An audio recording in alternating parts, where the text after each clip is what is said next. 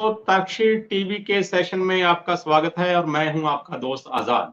दोस्तों, रोजाना अगर आप अखबार पढ़ते हैं, टीवी देखते हैं, तो आपको एक चीज मेरे ख्याल से ज्यादा दिखाई दे रही होगी कि बहुत सारे लोग आत्महत्या कर रहे हैं। इसका डाटा देखा जाए तो इसमें सुशांत राजपूत ने पिछले दिनों आत्महत्या की। उसके बिना सिसोदिया जी हैं, पत्रकार, वरिष्ठ पत्रकार दिल्ली से, उन्होंने 8वीं मंजिल से अपने छाल लगाकर आत्महत्या की। उसके बिना एक चलते हुए घर से मजदूर था, उसने आत्महत्या की।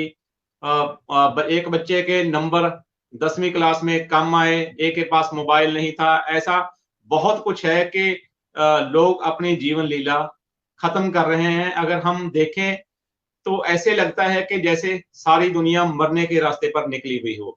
अगर डाटे की बात करें तो पूरे वर्ल्ड पर वाइड पर हर साल 8 लाख लोग किसी न किसी तरह से अपनी जीवन लीला खुद समाप्त कर लेते हैं, आत्महत्या का शिकार होते हैं। इसमें अगर डाटे की बात करें तो इंडिया भी इस के बारे में पीछे नहीं है। डाटे की बात करें तो पिछले सालों में 2016 में 23,000 लोगों ने भारत में सुसाइड किया।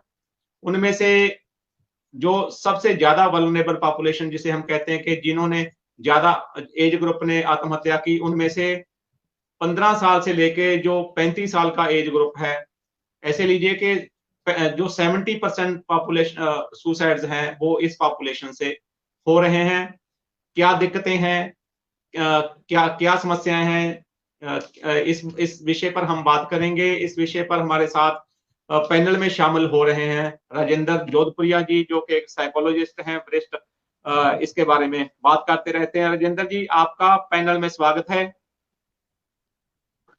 बहुत बहुत धन्यवाद मजीद जी। सोडा ते तरकशील टीवी दे जिन्हें भी जी दर्शक अपने यूट्यूबर व्यूवर देख रहे हैं, सबका धन्यवाद जी।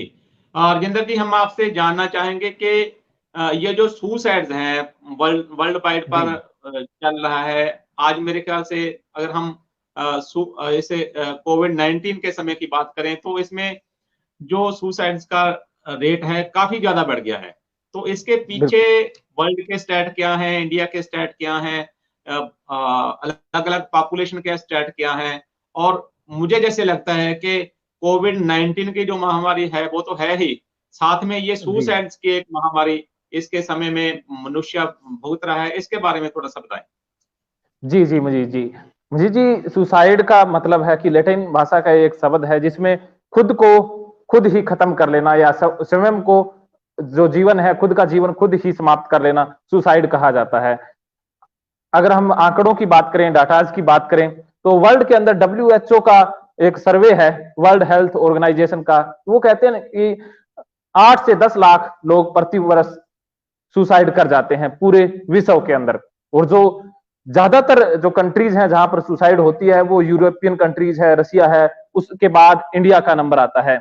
और अगर प्रतिशत की बात करें या दर की बात करें इंडिया के अंदर, वो प्रति 10 लाख के ऊपर 17% जो डेथ होती है। और ज्यादातर जो डेथ हो रही है सुसाइड के कारण उनमें युवा हैं, और उनकी जो एज ग्रुप है वो 15 से 40 वर्ष तक है। अब देखो, सुसाइड क्यों करता है इंसान, इसके पीछे भी कारण है और इसके निवारण भी है। लेकिन जो कोविड-19 का दौर चला पिछले दिनों, अभी भी चल रहा है, इस समय में जो सुसाइड की दर थी, जो सुसाइड की जो रेट थी, वो बढ़ गई थी, कम नहीं हुई, वो ऑलमोस्ट डबल हो चुकी है। इसके पीछे कारण आप जानते ही हैं कि लोगों की जो आर्थिक जो पूंजी थी वो धीरे धीरे कम होने लगी, लोगों की जो नौकरियां थी वो जाने लगी, और आगे आर्थिक मंदी के हालात से पैदा हो गए थे, और बहुत सारे बिजनेसेस हैं वो बंद ही हो गए थे। इसके पीछे बहुत से कारण हैं, युवाओं पर इसका बुरा असर पड़ा। और जो, क्योंकि इंसान क्या है कि एक सामाजिक प्राणी है, वो दूसरों से मिलजुल कर ही खुश रहता है, दूसरों से मिलता है, जुलता है, बात करता है। लेकिन सोशल डिस्टेंसिंग के कारण या जो कोविड-19 के कारण जब हम अंदर ही घर में कैद हो गए थे, तो वो सोशल, जो दूसरों से मिलने जुलने का जो रूटीन था वो डिस्टर्ब हो गया, उसके कारण भी सुसाइड रेट है वो बढ़े हैं। जी मजीद जी। आप ये बताना चाहेंगे कि जो ये वर्ल्ड का डाटा है, जैसे कि हम कहते जी हैं कि कौन से ऐसे देश हैं जिनमें सबसे ज्यादा सुसाइड्स होते हैं और कौन से कम देश ऐसे हैं कि जिनमें सुसाइड्स कम हैं। और ये अगर ज्यादा और कम है तो उसके पीछे क्या रीजंस रहे हैं और इंडिया की स्थिति इसमें क्या है, ये भी हमें बताइए। जी, जी, जी। इसमें ना कुछ कारण भी हैं, और जैसे अगर हम प्रतिशत की बात करें तो कुछ यूरोपियन देश हैं जिसके अंदर सबसे ज्यादा है, और उसमें रसिया आता है, उसके बाद इंडिया का नंबर भी आता है। और जो जिनके अंदर सुसाइड रेट बहुत ज्यादा है, प्रति 10 लाख व्यक्तियों के ऊपर जो सुसाइड रेट है इंडिया के अंदर वो 17 है। तो इस तरह से जो रसिया है वहां पर इससे ज्यादा है। और कुछ देश हैं जहां पर ये बहुत कम है। वो उसके पीछे कारण ये है कि जैसे अगर हम पाकिस्तान की बात करें तो वहां पर जो भारत के अंदर 17 है, वहां पर लगभग 3 के आसपास है जो आत्महत्या का जो प्रतिशत है या दर है। तो इसके पीछे कारण है कि कुछ देशों में ज्यादा है, कुछ देशों में कम है। इसके पीछे ये भी रहा है कि कुछ देशों की जो संस्कृति है, जो उनके अंदर सांस्कृतिक जो प्रभाव है वो अच्छा होता है। तो जो सुसाइड होती है वो डिप्रेशन का रोग है उसी में ज्यादा होती है। सुसाइड का जो ऑलमोस्ट जो बिगेस्ट कारण है, बिगेस्ट रीजन है, वो डिप्रेशन है। और जिन देशों में डिप्रेशन कम होता है, चाहे वहां पर धार्मिक कारण हो, चाहे सांस्कृतिक कारण हो, चाहे सामाजिक कारण हो, चाहे आर्थिक कारण हो, तो वहां सुसाइड रेट बाकी अन्य देशों के मुकाबले में कम हो जाते हैं। इंडिया में एक विकासशील देश है, इंडिया एक विकासशील देश है, और इंडिया के अंदर धर्म की भी कमी नहीं है, अध्यात्म की भी कमी नहीं है, और सब कुछ चीजें हैं। लेकिन फिर भी इंडिया के अंदर जो ज्यादा रेट है, इसके पीछे कारण क्या है? इसके पीछे जो मुझे एज ए साइकोलॉजिस्ट एक कारण नजर आ रहा है कि लोगों की जो अपेक्षाएं है ना, वो बहुत बढ़ गई है। दो चीजें हैं जिंदगी के अंदर, एक विज्ञान और एक जो जिसे हम मन की शांति बोल देते हैं। वैज्ञानिक तरक्की तरक्की तो हुई है बहुत सारी, विज्ञान ने हमारे पास बहुत सारे नए नए जो उपकरण है वो ला दिए हैं, जो आराम के साधन है वो बढ़ा दिए हैं, जो सुख है ना वो बढ़ा दिया है। लेकिन विज्ञान की जो खोजें है ना वो आराम तो ला रही है जीवन में, वो तो उसका पॉजिटिव पक्ष है, लेकिन जिंदगी में शांति नहीं आई तो वो आराम भी हमारे लिए हराम बन जाएगा। तो शांति जरूरी है। तो ये ऐसे कुछ देश है जहां पर जो आर्थिक रूप से बहुत सिस्टम है ना वो गड़बड़ है। इंडिया के अंदर आर्थिक जो असमानताएं हैं, इसके पीछे कारण है सुसाइड का। दूसरा राजनीतिक कारण है कि इंडिया का जो सिस्टम है ना राजनीतिक, वो बाकी देशों से कोई अच्छा नहीं कह सकते। वहां बाकी देशों में तो एकदम सिस्टमेटिक वे से होता है, लेकिन इंडिया के अंदर कोई सिस्टम फॉलो नहीं होता है। और दूसरी ये है कि यहाँ पर जो अराजक तत्व हैं उनकी मात्रा ज्यादा है, जो आम इंसान है वो शांति से रह ही नहीं पाता है। तो इस तरह के और भी बहुत सारे कारण हैं जो भारत के अंदर खास करके जो सुसाइड से मृत्यु दर है उसको बढ़ा रहे हैं। जी मजीद जी। जी राजेंद्र जी, हमें ये बताइए कि जैसे कि अभी कोविड-19 का समय चल रहा है, तो अभी भी पूरे वर्ल्ड वाइड पर ये कहा जाता है कि सोशल डिस्टेंसिंग बना के रखें, अपने घरों पर रहें, दूसरे से ना मिलें, ऐसा कुछ काफी कुछ है। तो मुझे लगता है कि इसमें लोग अपने घरों में बंद हो गए, दूसरों से मिल-जुल भी नहीं रहे। चाहे इसके इसके लिए अगर हम देखें कि दूसरे अवसर बड़े सारे अवेलेबल हैं कि लोग फोन पर बात कर सकते हैं, लोग वीडियो कॉल से बात कर सकते हैं, लोग अपने आप को कहीं और पर इन्वॉल्व कर सकते हैं। लेकिन इतना कुछ होने के बावजूद भी लोगों ने अकेला अपने आप को महसूस किया, एंग्जाइटी बढ़ी, डिप्रेशन बढ़ी, और उन्होंने जो कमजोर मानसिकता के लोग थे तो उन्होंने अपने आप को अपनी जीवन लीला है जो समाप्त की है। तो जैसे कि कोविड-19 का समय अभी चल रहा है, तो आपको लगता है कि आने वाले समय में ये जो सुसाइड रेट है और भी बढ़ेगा? बिल्कुल, संभावना यही है कि ये ऑलमोस्ट डबल हो जाएगा, इससे भी ट्रिपल होने की संभावना है। जी वीरेंद्र जी।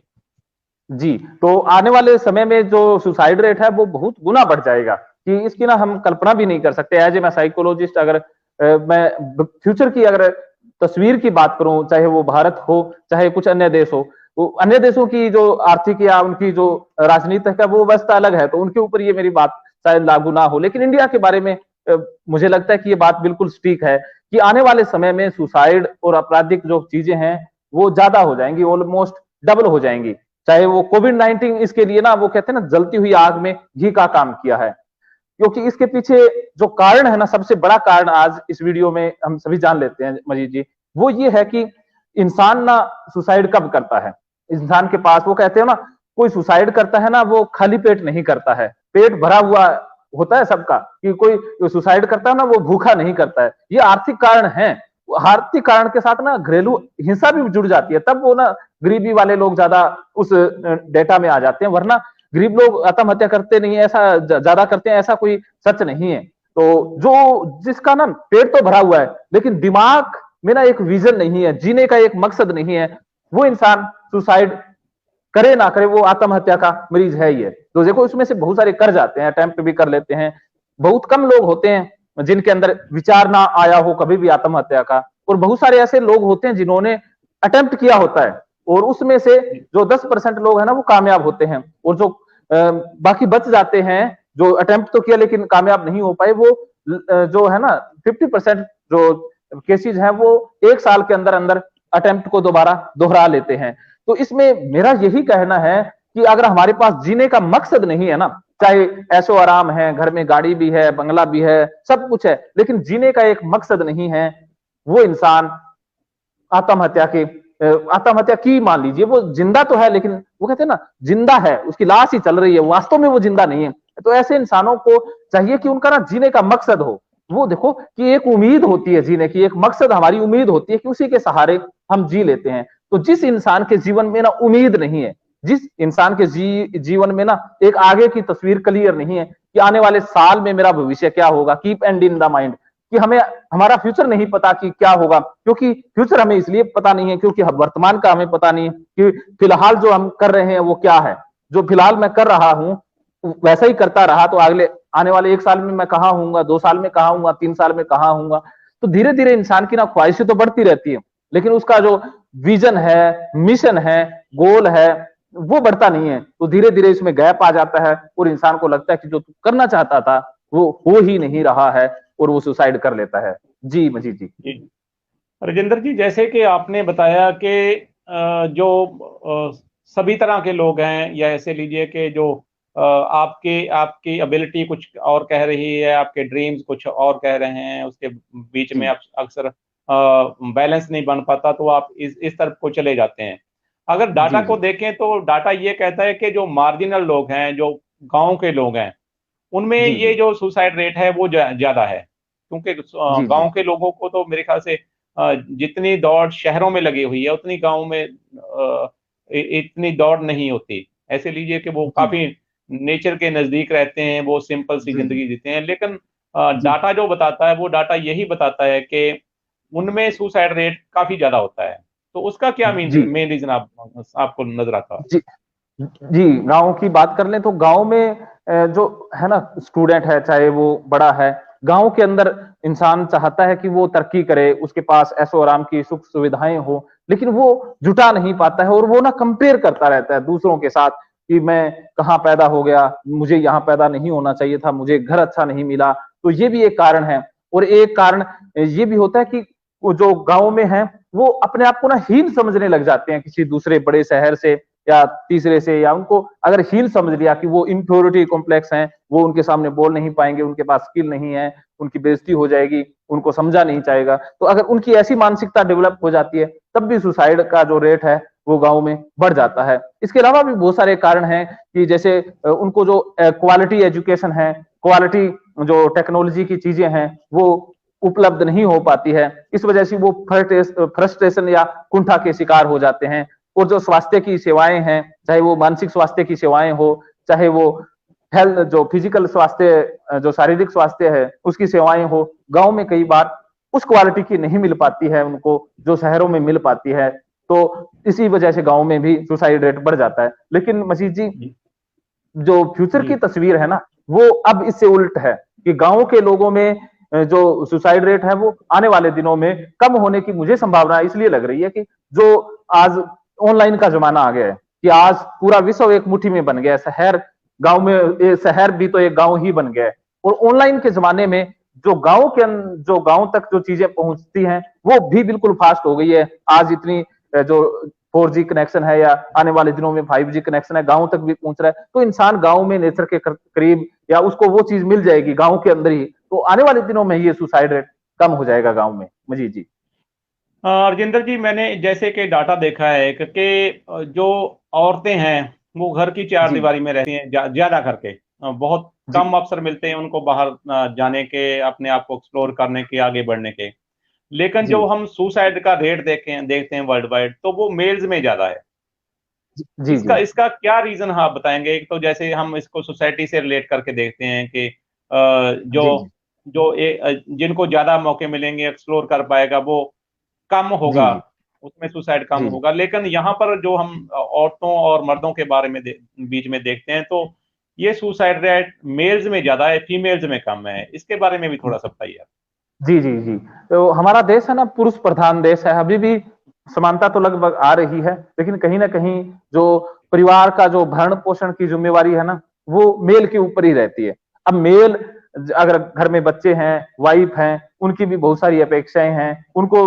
वो वाइफ है, वो दूसरों से कंपेयर करती हैं, बच्चे भी दूसरों के मुकाबले अगर हीन समझ रहे हैं खुद को, तो कहीं ना कहीं जो मुखिया है ना घर का, वो उतना कमा नहीं पाता है या उतना उनको सुख सुविधाएं दे नहीं पाता है, तो इससे वो ना गिल्ट फीलिंग में चला जाता है। इससे ना वो अपराध बोध का शिकार हो जाता है कि मैंने इसे शादी की थी, मैंने बच्चों को जन्म दिया था, मैं इनको अच्छा फ्यूचर नहीं दे पा रहा हूँ, मैं इनके लिए कुछ कर नहीं पा रहा हूँ। वो ना अंदर ही अंदर कूदता रहता है, फ्रस्ट्रेटेड हो जाता है। तो इसी घुटन के कारण ना वो डिप्रेशन में चला जाता है, इमोशनली वो अनबैलेंस हो जाता है पूरी तरह से, और वो अपराधी मानने लग जाता है खुद को कि ये सब कुछ मेरा अपराध है और मैं पापी हूँ।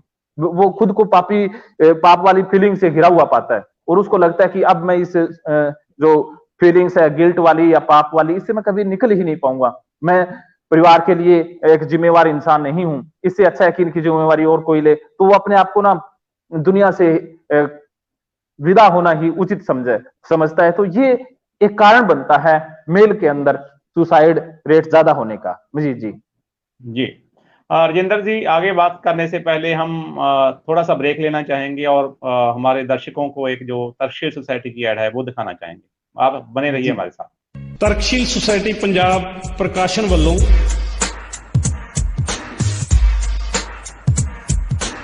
2 ਮਾਸਕ ਮੈਗਜ਼ੀਨ ਤਰਕਸ਼ੀਲ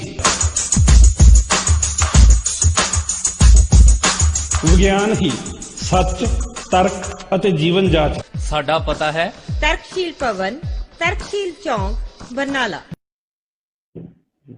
राजेंद्र जी, आगे हम आपसे जानना चाहेंगे कि जैसे अभी पैंडेमिक का समय चल रहा है, कोविड-19 को कंटेन करने के लिए, लोगों को बचाने के लिए बहुत सारा कुछ किया जा रहा है। तो जी ऐसे में आपको क्या लगता है, गवर्नमेंट को या लोगों को क्या-क्या सावधानियां रखनी चाहिए, करनी चाहिए, ताकि ये जो हमारे बच्चे हैं, हमारे नौजवान हैं, वो ये जो सुसाइड की जो ससेप्टेबिलिटी है, वल्नरेबिलिटी है, इससे बच सकें। जैसे कि मैं देख पा रहा हूं कि आजकल गूगल पर सबसे ज्यादा सर्च होने वाला जो वर्ड है वो सुसाइड है। जी जी कोविड-19 के समय में मैंने सर्चेज देखी हैं, तो उसमें जी इस जी पर बहुत ज्यादा सर्च हो रही है। तो जी ऐसे में आप कुछ बता पाएंगे, जो गवर्नमेंट के लिए भी कोई दिशा निर्देश हो, जो लोगों के लिए भी जी दिशा निर्देश हो, ताकि जी जी खास करके ये जो कोविड-19 का मुश्किल का समय है, इससे लोग जी आसानी से निकल पाएं। जी जी जी। जी जी जी बिल्कुल। मजीद जी, मैं इस सवाल को ना मैं खुद से रिलेट करके देख रहा हूँ कि मैं खुद की अगर कहानी बात बताऊं कि एक जमाना था, मुझे भी ये डिप्रेशन के लक्षण आए थे, और मुझे भी लगता था कि इस जीवन में कोई फायदा नहीं है, सब कुछ है। घर वालों का जो प्रेशर था कि तुम शादीशुदा है, तेरी पत्नी को भी तुझे खिलाना है, अब 2 पेट हो गए हैं, फिर बच्चे हो गए, 4 पेट हो गए, ये हो गया। शहर में जाता था नौकरी, वो कहीं कुछ होता ही नहीं था, चेहरा बिल्कुल लटका हुआ, तो आत्मविश्वास बिल्कुल लो। तो मुझे लगा था कि ये जिंदगी अब ज्यादा ऐसे चल नहीं पाएगी, तो मेरे मन में विचार आए थे सुसाइड के। लेकिन मैं कैसे बचा? अगर वो तरीका सभी अपना लें तो सुसाइड से हर इंसान बच सकता है। लेकिन देखिए कि जो सुसाइड करते हैं ना, ऐसा नहीं है कि वो जीना नहीं चाहते हैं, जीने की आस है उनके अंदर, जीना वो चाहते हैं। जो सुसाइड अटेम्प्ट भी करते हैं, अगर फेल हो जाते हैं अटेम्प्ट में, तो थोड़े दिनों बाद उनके अंदर फिर से ललक पैदा हो जाती है जीने की, और वो हो सकता है कि बहुत अच्छे से भी जी जाते हैं। तो उस समय सबसे ज्यादा जो जरूरत होती है ना इंसान को, एक ऐसे इंसान की जरूरत होती है जिसके कंधे पर वो सिर रख के ना रो पाए, जिसके पास जाकर के ना वो मन का ना गुबार निकाल पाए। कई बार ऐसा होता है कि इंसान चाहता है कि कोई उसके जीवन में आए, कोई उसे बचाए, लेकिन लोग इतने व्यस्त हैं, अपने आप में इतने उलझे हुए हैं कि वो दूसरे लोगों की तरफ ध्यान ही नहीं देते हैं। दोस्त होते हैं, वो अपनी अलग मस्ती में रहते हैं उनका। लेकिन हर इंसान को ना पहचानना होगा दूसरे इंसान को, कि कई बार जो डिप्रेशन में है या सुसाइड की जो प्लानिंग कर रहा है, वो दूसरों से मदद ले ही नहीं पाता, कि वो दूसरों तक वो अप्रोच नहीं कर पाता है कि मुझे फैसिलिटी चाहिए या मेरी जो हेल्प करो, कर नहीं पाता है। लेकिन जो उसके क्लोज वन है ना, जो चाहे वो घर में है, घर में ऐसा नहीं है कि वो एक दिन में डिप्रेशन चला जाएगा, एक दिन में वो सुसाइड अटेम्प्ट कर लेगा कि आज मन में आया कि मर जाना है और कल ही वो फांसी के फंदे पर लटक जाएगा। ऐसा कभी नहीं होता। उसकी प्लानिंग सालों साल पहले भी होती है, कई बार महीनों पहले वो प्लानिंग कर रहा होता है। तो उसके मन में प्लानिंग चल रही है सुसाइड वाली कि कैसे करें। उसको भी डर लगता है, बहुत डर लगता है कि ऐसा हो जाएगा, अगर हमें कोई कांटा चुभा दे या सुई चुभा दे तो कितना डर लगता है। उसको भी तो मरने से बहुत डर लगता है, लेकिन उसकी प्लानिंग हो रही होती है। तो उस प्लानिंग के दौर को हम पहचाने, घर वाले उसके चेहरे से, उसका जो सोने का, खाने पीने का, बोलने का, दूसरे जो सोशल ग्रुप है उसके साथ बोलने का।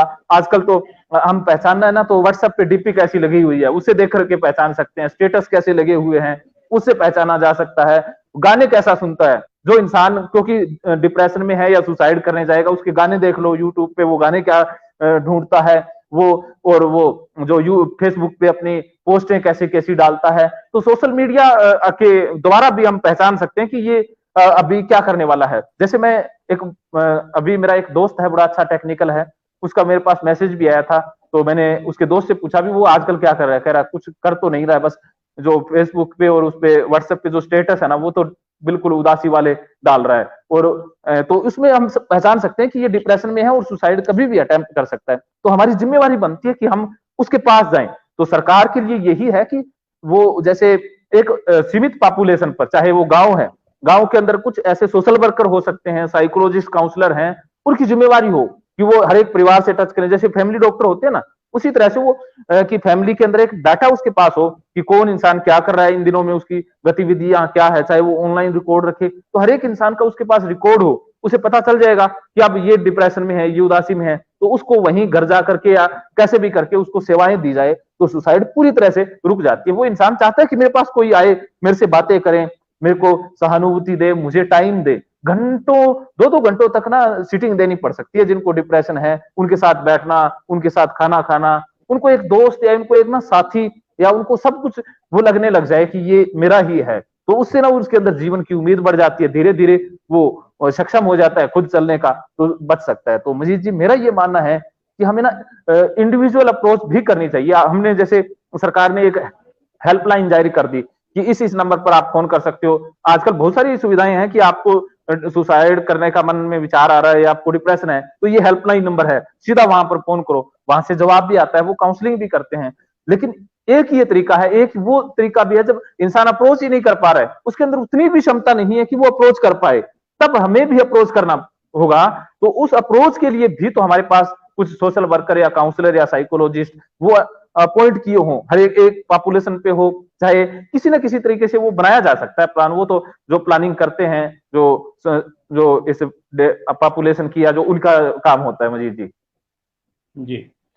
और जिंदर जी, जैसे कि हम देखते हैं कि आर्थिकता होगी, राजनीतिक कारण हो गए, सामाजिक न्याय की बात होगी, कई बार ऐसा भी हम देखते हैं कि किसी व्यक्ति के साथ बहुत पुलिस स्टेशन में या एडमिनिस्ट्रेशन के साथ बहुत सारा उसको जलील किया गया, ऐसा भी काफी कुछ होता है। तो ये जी भी काफी सारे रीजन बनते हैं। मुझे लगता है कि सरकार को इस लेवल पर भी सोचने की जरूरत है, ताकि हर किसी को न्याय मिल सके, आर्थिक लेवल पर वो उनको अवसर मिल सके। इस लेवल पर भी मेरे ख्याल से काम करने की जरूरत है। जी। बहुत ज्यादा काम करने की जरूरत है कि इंडिया के अंदर ना मसले इतने ज्यादा है, मसाइल इतने ज्यादा है कि हम काम करें उतना ही कम है। अब देखो, किसी के साथ अन्याय हुआ है तो उसके अंदर दो चीजें आएंगी, या तो डिप्रेशन जन्म लेगा, या ईर्ष्या या द्वेष, या वो क्रिमिनल बन जाएगा, वो बदले की भावना में चले जाएगा। उससे वो उस परिवार को खत्म कर सकता है, खुद को जो खत्म तो कर ही दिया ना, क्योंकि जिस दिन हमारे अंदर बदले की भावना आ गई, किसी को मारने वाले विचार आ गए, हमने खुद को तो मार ही दिया। हम जिंदा नहीं है वास्तव में, एक वो बम बन के ही जी रहे हैं। तो उसके बाद उसका अभियान ये रुकता नहीं है, क्योंकि एक बार इंसान मर्डर कर देता है तो वो आगे ना जारी रहता है। वो समाज के लिए, सोसाइटी के लिए, देश के लिए ना वो बहुत नुकसान करता है। और मैंने जो ये सुधार गृह होते ना, जो एडोलोसेंट, जो किशोरावस्था में जी बच्चे जी। अपराध कर देते हैं, चाहे रेप हो, सुधार गृह जिसे जुवेनाइल कोर्ट जो उनको भेजती है, वहां पर मैंने एज ए काउंसलर काम किया था। तो वहां पर मैंने देखा, वो मुझे भेजते थे कि आप उनसे काउंसलिंग करो, सुधार करो। तो मैंने वो आंकड़ा देखा कि उसके अंदर लगभग 100 में से 10 बच्चे ऐसे निकले जो अपराध छोड़ने को तैयार थे और एक अच्छी जिंदगी जीने के लिए तैयार थे। बाकी तो कहते सालों को ठोकूंगा, सबको ठोकूंगा, ये करूंगा, वो करूंगा। उनकी वो प्लानिंग चल रही थी। वहां पर कुछ बच्चे तो वहां पर ही अपराधी बन रहे थे, वहां पर भी और ज्यादा अपराधी बन रहे थे। उनके अलग अलग जो हायर जो आपराधिक गतिविधियों वाले इंसान है उनसे संपर्क बन रहे थे। तो ये अच्छी बात है, मैं कह रहा हूँ कि उन्होंने समाज को अलग तो रख दिया, लेकिन उनके लिए हमारे पास काउंसलर या साइकोलॉजिस्ट या जो उनके साथ रहे, उनकी मानसिकता को बदल पाए, वो है नहीं। कुछ काउंसलर होते हैं जो जाते हैं टाइम पर, वो अपना क्या काम करते हैं, लिखा पढ़ी की, इसको ये प्रॉब्लम है, 2-4 सीटिंग दी और अपना बस। वो कहीं ना फॉर्मेलिटी ज्यादा हो जाती है सरकारी कार्यों में, इस वजह से जी। ना ये रुक नहीं पाती है चीजें। जी जी मुझे मुझे ये भी लगता है हरजिंदर जी के जैसे, क्योंकि जैसे एक तो हो गया सुधार घर जहां पर सुधार की कुछ कुछ किया जाता है, लेकिन मुझे जी ये भी लगता है कि जिस मशीनरी से वो बच्चे निकल कर आते हैं, अगर उस जी जी मशीनरी में चेंज नहीं आएगी तो आप कितनों को हाँ हाँ सुधारोगे। अगर आप बिल्कुल। समाज में न्याय नहीं हो रहा, हाँ समाज में हाँ आर्थिकता हाँ का हाँ, लेवल है वो ठीक नहीं है, लोगों को अवसर नहीं जी मिल जी रहे, अगर वो नहीं जी ठीक जी होते तो कितनों को जो साइकोलॉजिस्ट हैं, साइकोलॉजिस्ट ने जी तो जी आपका अपनी आपकी रियलिटी के साथ आपका वो बैलेंस बनाना है, आपको लेवल पे लेके आना है। लेकिन जब जी जी समाज में लेवल प्लेइंग लेवल फील्डिंग हो ही नहीं रही, जी तो मुझे जी ये जी भी लगता है कि कई बार जैसे आप जैसे कुछ लोग हो सकते हैं कि जो मन से या ऑड सर्कमस्टांसेस के होते हुए भी आप इस तरफ को लगे रहते हैं। लेकिन मुझे जी लगता है कि जो एक आम सा बंदा, आम सा काउंसलर होता है, वो कई बार ऐसे भी, क्योंकि वो भी तो परिस्थितियों को ही लेके चलता है, अगर कई बार परिस्थितियां उसको भी गिरा देती हैं साथ में। जी ऐसा भी जी कुछ है। बिल्कुल ऐसा जी होता है कि बहुत बार ऐसा होता है कि जो काउंसलर होते हैं ना, वो ऐसा नहीं है कि कोई काउंसलर या साइकोलॉजिस्ट पढ़ने लिखने से बन जाता है। कोई पढ़े लिखने से ना वो ठप्पा ही लगता है और कुछ नहीं होता है, जी क्वालिफिकेशन मिल जाती है। एक आम इंसान बिना पढ़ा लिखा भी बहुत अच्छा काउंसलर हो सकता है। वो चंद मिनटों में माइंड की वो मशीनरी जैसे कह रहे हैं वो चेंज कर सकता है, और एक पीएचडी किया हुआ कुछ कर ही नहीं पाता, वो किताबों में उलझ जाता है। तो ऐसे ना उन जी इंसानों वो इंसानों की आज इंडिया के अंदर उन इंसानों की जरूरत है, जो इंसान डेडिकेटेड है, समर्पित है, तो बात बन जाएगी। देखो आर्थिकता जो असमानता है ना वो कारण है, तो इंडिया के अंदर तो ये सबसे ज्यादा है। तो ये बड़ा एक बिग इश्यू है, इसके ऊपर बहुत सारे समाज सुधारक हैं और बहुत सारी संस्थाएं हैं, या बहुत सारे लोग मिलकर काम भी कर रहे हैं। तो ये काम तो जी चलता ही रहेगा। इसके साथ साथ हम अपने लिए कुछ कर पाए वो भी जरूरी है कि स्कूल के स्तर पर जो बच्चे हैं ना, वहां से नर्सरी तैयार होती है उस समय, क्योंकि डिप्रेशन और सुसाइडल थॉट तो उनके जीवन में आने ही आने हैं, तो उस समय भी उनको प्रिपेयर किया जा सकता है कि लाइफ में ना ऐसी सिचुएशन आएगी, इसके लिए पहले से तैयार रहो कि आपको डिप्रेशन आएगा, घर में भी लड़ाइयां होंगी, फिर ये लव अफेयर भी होगा, छोड़ के भी भागेगी, आप भी छोड़ के भागोगे, ये भी होगा, नौकरी भी छूटेगी, नौकरी लगे भी नहीं, बेइज्जती भी होगी। तो उसके लिए आप पहले से तैयार होकर रहो ना। तो स्कूल के स्तर पर क्या है, दे रट्टे पे रट्टा, दे नंबर पे नंबर, माँ बाप नंबरों की मशीन बनाने पर तुले, स्कूलों का तो अपना ही बिजनेस, चलो मैं बिजनेस नहीं कहता, उनके खिलाफ मैं कुछ कहने का, लेकिन वो ना ये मानसिकता बदलने में या मानसिकता स्ट्रॉन्ग करने पर नहीं है, वो नंबर मशीन बच्चों को बना रहे हैं। उसमें कुछ बच्चों का तो उधार होता ही है, जो हाईएस्ट बच्चे, जो हाईएस्ट क्वालिफाइड बच्चे, जो बुद्धि वाले बच्चे हैं वो तो निकल जाते हैं, लेकिन मेरे जैसे आम बच्चे हैं वो तो वो जो रुल जाते हैं, जिसे पंजाबी में कहते हैं, उनका कोई आंकड़ा ही नहीं होता, डाटा ही नहीं होता। वो तस्वीर उन्हीं की लगती है स्कूलों में, जिनके नंबर अच्छे हैं, 5, 10, 20 बच्चों की लगा देते हैं, तो एक स्कूल के अंदर 2000 बच्चे हैं, तो 18 जो 1980 बच्चे हैं उनका क्या हुआ मजीद जी?